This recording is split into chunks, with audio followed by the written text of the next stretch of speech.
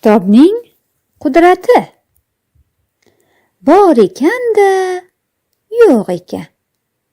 Och ekan-da, to'q ekan.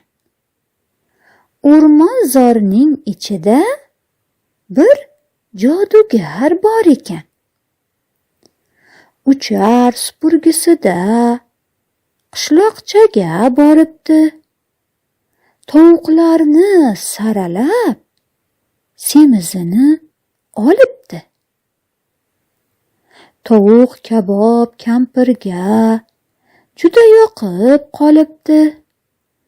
Endi qo'yning mazasin tatimoqchi bo'libdi.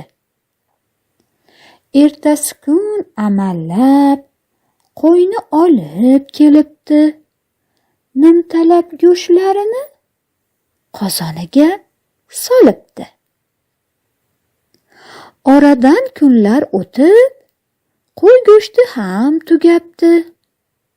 Baliq ovlamoq uchun ko'lmakka yo'l olibdi.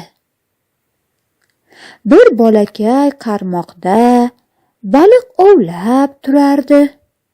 Qo'lida katta kitob mutolaa qilardi. Kitobini tugatib, xaltachasiga soldi. Bir zum xayoli og'ib, suvga termulib qoldi. Shu payt jodugar kampir bolakayni kuzatdi.